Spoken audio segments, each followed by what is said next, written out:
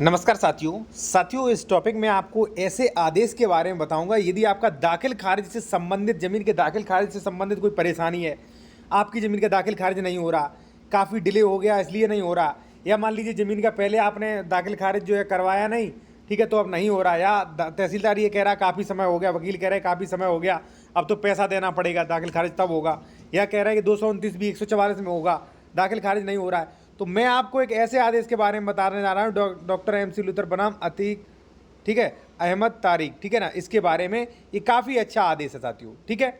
एक चीज़ और साथियों, मैं एक चीज़ आपको बता दूं कि देखिए साथियों कि क्या है कि दाखिल खारिज आप करवा रहे हो तो ज़मीन खरीदने के बाद 35 दिन बाद आपको दाखिल खारिज के लिए आवेदन कर देना चाहिए, और आप 1 साल के अंदर दाखिल खारिज करवा लीजिए, ठीक है, और निर्विवादित है, उस पर कोई विवाद नहीं है, तो आसानी से दाखिल खारिज आपका हो भी जाता है। अब आपकी कोई ऐसी समस्या है, मान लीजिए टाइम पीरियड बाउंड की वजह से मान लीजिए कोई नहीं कर रहा है तहसीलदार, अधिकतर यही कारण होता है। आपने पहले मान लीजिए पहले कभी ज़मीन खरीदी थी, ठीक है ना, 2004-5 या मान लीजिए 1999-95 आपने दाखिल खारिज नहीं करवाया, आप दाखिल खारिज करवाना चाह रहे हो तो इस आदेश से करवा सकते हो, ठीक है। कैसे, वो आपको मैं बता दूं।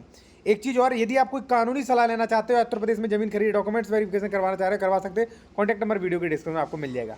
देखिए यहाँ पे विक्रय विलेख के आधार पर नामांतरण, यानी कि साथियों दाखिल खारिज के आधार, यानी कि विक्रय विलेख यानी कि बैनामा के आधार पर नामांतरण दाखिल खारिज।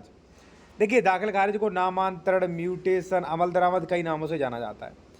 प्रार्थना पत्र देने की परसीमा, यानी कि दाखिल खारिज करवाने के लिए प्रार्थना पत्र देने की परसीमा। प्रश्न ये है कि क्या नामांतरण प्रार्थना पत्र प्रस्तुत करने के लिए कोई परसीमा अवधि है, कोई लिमिटेशन लगाई गई है? तो निर्धारित किया गया कि कानून में निर्धारित किया गया कि नामांतरण प्रार्थना पत्र प्रस्तुत करने के लिए कोई भी परसीमा विहित नहीं है, कोई भी टर्म बाउंडेशन नहीं है, कोई भी, ठीक है। नामांतरण यहाँ पे देखिए साथियों, नामांतरण के लिए यानी कि दाखिल खारिज के लिए प्रार्थना प्रस्तुत करने के लिए कोई समय अवधि निर्धारित नहीं है। नामांतरण हेतु तो कभी भी प्रार्थना पत्र दिया जा सकता है। नामांतरण की कार्रवाई एक सरसरी कार्रवाई है जिसमें स्वामित्व का प्रकरण निहित नहीं होता है। डॉक्टर MC लूथर बनाम मोहम्मद तारिक अतहर, ठीक है, ये केस का नाम है साथियों, ठीक है। अब साथियों इस केस का PDF लेना चाहते हो तो कॉन्टैक्ट नंबर हमारा वीडियो के डिस्क्रिप्शन में दिया गया है।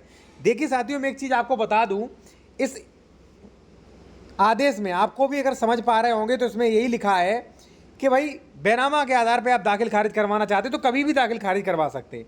अब तहसीलों में क्या चल रहा है भाई, आप दाखिल खारिज करवाने गए, 3 साल लेट हो तो वहाँ भी पैसा रिश्वत ले रही है, ठीक है। मान लीजिए आप 10 साल लेट हो तो वहाँ भी रिश्वत लग रही है, नहीं दे रहे हो तो मान लीजिए वो खारिज कर देते, ठीक है।